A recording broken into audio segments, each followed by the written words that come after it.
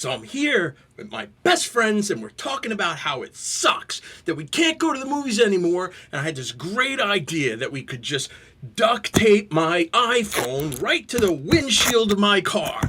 Just smash that bitch on that front window, right?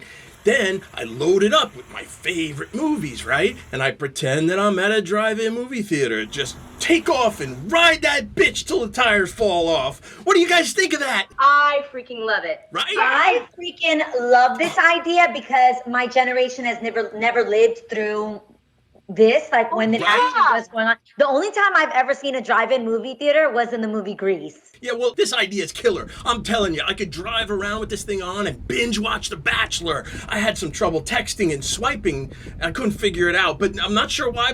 But you know what? I was back at the movies. It was awesome, baby. What? Oh, wow. Right? Where I've never been to one. I've never actually seen one. Hold on, girlfriend. You can also park behind a dumpster and start making out with your lady. That's good, right? It is a good makeout during a car. Oh, cool it, sis. We heard this story. It's not family friendly, and the men in your life didn't last very long anyway. When I was growing up in LA, they lasted a little longer. And Woo, girl! Gotta cut you off again. TMI. Can I ask a really weird question? Nope.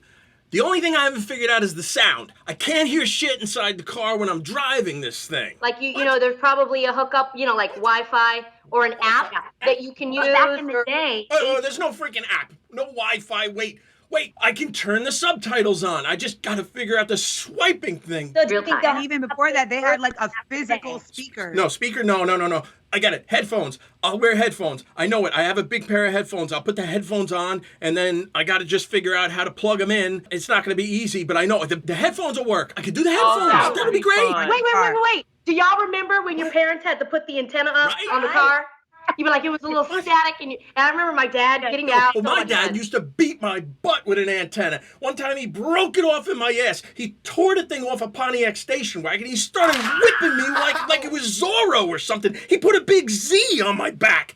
I still got the big Z right back here after one of those beatings. It was so much fun. I want to make these Make your own food. You always sneak your own food. You You guys have been so supportive of my new YouTube channel. I just really want to thank you for watching my movie reviews. You guys, I love you. You're the best. Wait, can I just say one more thing? Nope.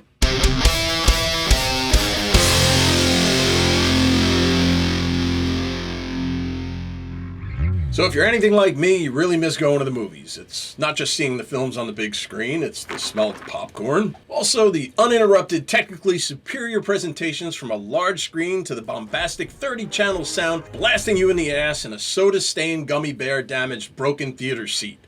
Where else can you go for that? Oh, darling, I'm so sorry. Let me get you a towel or something.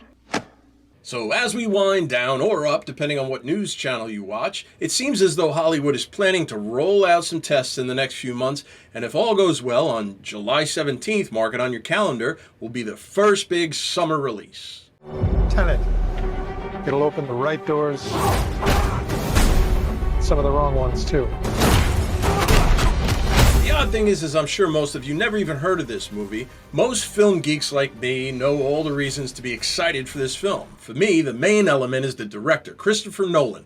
Now, Nolan is perhaps the best, most exciting director working today, and has always delivered good to great films. Nolan is responsible for the Dark Knight trilogy, as well as the amazing Inception, Dunkirk, The Prestige, Memento, and the very underrated Interstellar with Matthew McConaughey. Some people get excited about films based on the actors, some on the content. For me, the director is first and foremost. If Nolan made a remake of Clueless, I'd be the first in line. Unless Tiffany Haddish was in it. Excuse me. The next exciting thing about Tenet is something we're not often blessed with big summer movies. An original story. Now, it's not a remake, it's not a reboot, it's not a sequel. This is fresh and new. I mean, the trailer kind of reminds me a little of Inception, not in story really, and a little bit of Memento, but in visual insanity and creative mind-bending awesomeness. Hopefully we get to see this thing in theaters on July 17th. Hey, Carol, watch where you swing that cigarette. Next up, Mulan, on July 24th, if all goes well. Now, I never saw the original Disney animated classic, but, it's a freaking cartoon. But if this one has incredible buzz, Disney probably should have done the Disney Plus subscribers a solid and just put it out on that streaming service. But with a $200 million budget, they will need a wide theatrical release in order to bring back some of that bank. Money, money, money, money, money, money. By the way, some films that were scheduled for theatrical release have been dropped on home video. Understand, if that happens, it's probably because the film sucks ass.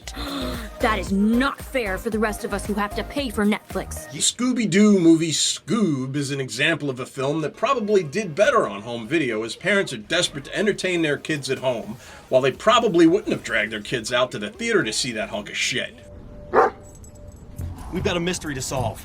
The only mystery here is why we take our cues from a dick in a neckerchief. The next exciting summer title still on the docket is Wonder Woman 1984.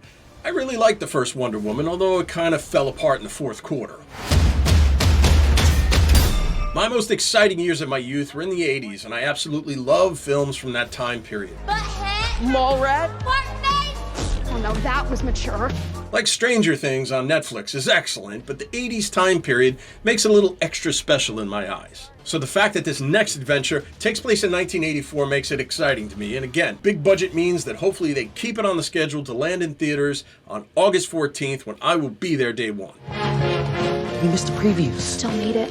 Fart face. Keanu Reeves and Alex Winter reunite for Bill and Ted Face the Music, the third in the film of the Bill and Ted series. It's been almost 30 years since the last film, so this one should be interesting. You can't scare me that easy. I'm not afraid of spilling my own blood. That said, there's been some early buzz that this might drop directly to home video, so that's usually a sign that it could be a stinker. This is from the director of Galaxy Quest, a really funny Star Trek type comedy from 20 years ago. I recommend it if you haven't seen it. So you guys came. Who wants the grand tour? So I'm holding out hope on this one, but it's not looking good. The New Mutants is postponed more times than my New Year's resolution.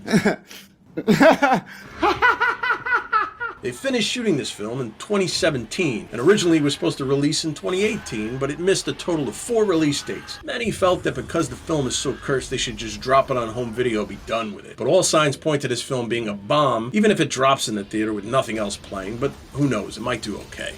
Who gives a shit? The summer film season comes to a close with the much-anticipated A Quiet Place 2, the sequel to the very surprising directorial debut of The Office's John Krasinski. I have no idea if I said his last name right, and it really doesn't matter. The visuals in this trailer are impressive. This is definitely one to be excited for. If you haven't seen the first chapter, check it out. It's really well made. So regardless of how many of these films actually release this summer, history will describe it as the worst box office take ever. There's also a rumor that the Academy Awards will be postponed a year, and if they do that, things will get a lot worse. That's when you're going to find all the big Oscar buzz films get pushed into 2021, and my guess is that the 2022 Academy Awards will vote on 2 years worth of releases. So that's it. If you folks get out there and prove to Hollywood that you want to see movies again in the theater where they belong, I bet they drop some surprise releases on us. I mean, these films are done. They're ready to go. All they got to do is snap a finger, see an opening weekend. They got to see that the movie theaters are filling up. So get out there and see these things where they belong. Thanks for watching. Gator out. Watch for live shows and new reviews every weekend. Don't forget to subscribe and hit that bell so you know when new reviews arrive.